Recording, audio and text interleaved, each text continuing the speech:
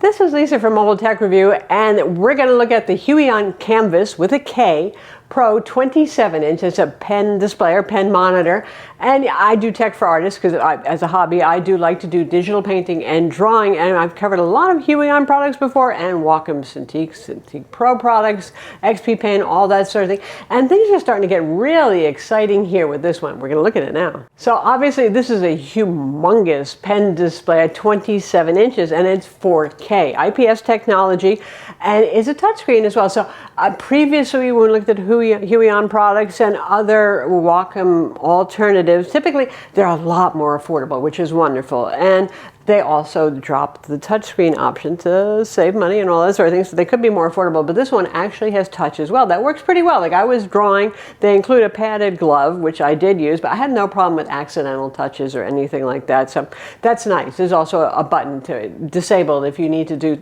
that in case you are having problems with touches. But you know, there used to be a big divide between the Cintiq Pros and these more affordable ones. There still is in terms of price. So this one is $1999 compared to $3,500 for the 27-inch Wacom Cintiq Pro.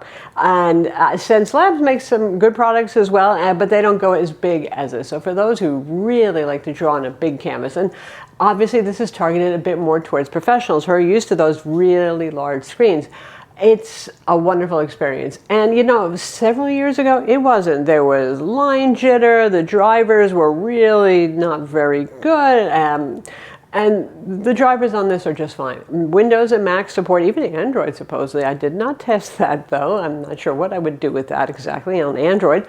But yes, you've got both platforms supported. You only get touch on Windows, and I think that might be obvious as to why. It's a lot harder to develop a touch driver for Mac OS, which doesn't inherently support touch. But in terms of things like your software settings on this, the reliability of it, no crashing, no weirdness, all that stuff, all good. Pressure levels on the pen, and two are included, which is a thing these days, a normal pen and a slim pen, both with two buttons and an eraser on the butt, of course.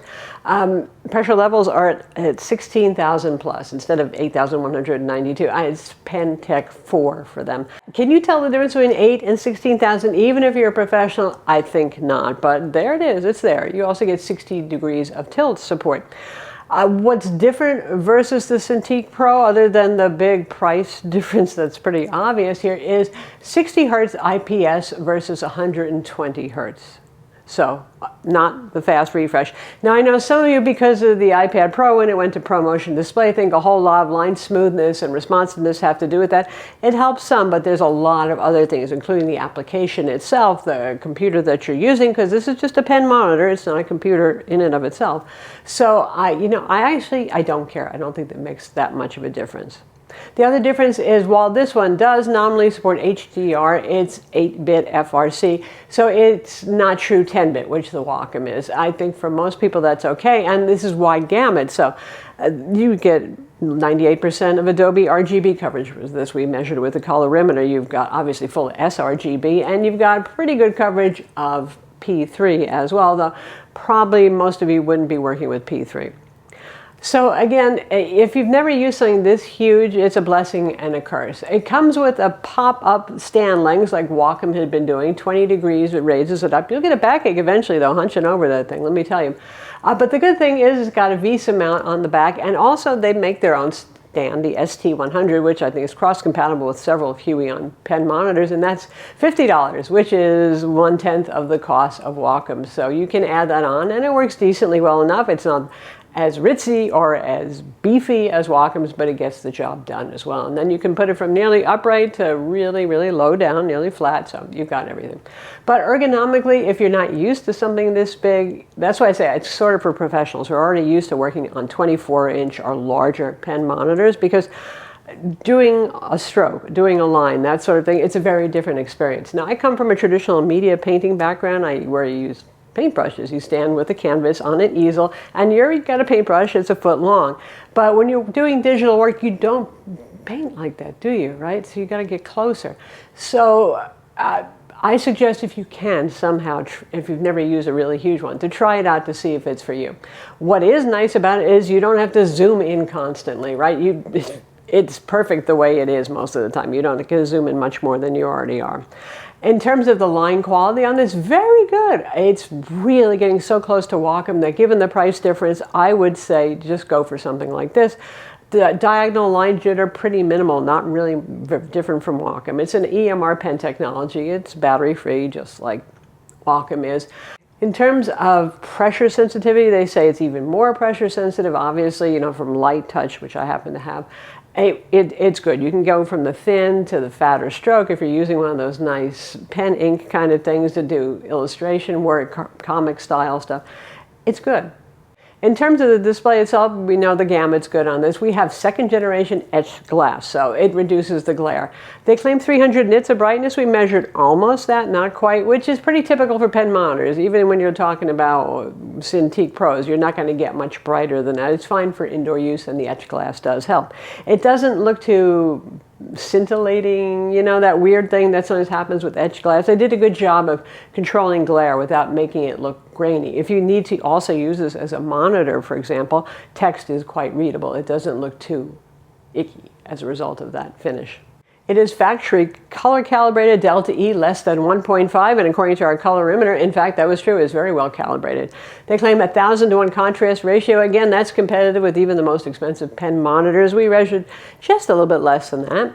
You can choose different color temperatures. When we set it to 6,500 Kelvin, it read at 6,900 Kelvin. So for those of you who really care about that sort of thing, you probably do use a colorimeter so you can double check it because that wasn't actually accurate on the device itself. If you need to get to the basic settings, things like which color gamut you want, our tests were run with the Adobe RGB setting. You could have it set to sRGB. You could set different color temperatures, all this thing. You press and hold on the power button to get there. For the rest of it, you use the Huion app, and that will help you control your pen settings, the display, working area on the display if you're into that, calibrate it, although I didn't find it necessary to calibrate it. There's no parallax. This is laminated glass.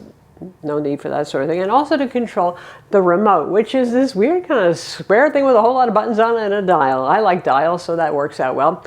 And you can program them to do anything you want. Keystrokes, launch buttons, all sorts of things. So there it is.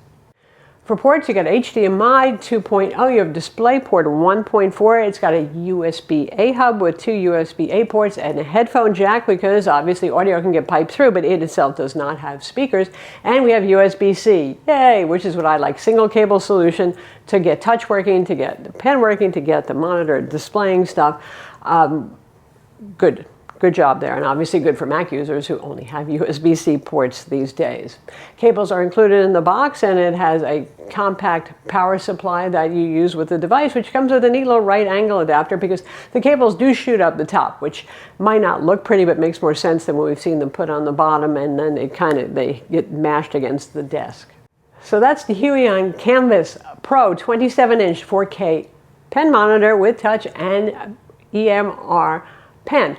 Would I buy one of these? Yes, I would. I mean, I love the fancy stuff, and I used to think, Huion, XP Pen, all of them, they're not there. Well, Huion, you've got there now. You're very good. This is workable even for a professional artist at this point.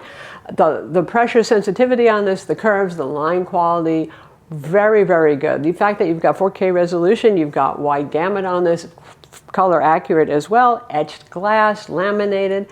They've pretty much hit everything that I've been looking for without costing nearly as much money, but still being expensive enough that it's obviously for a professional.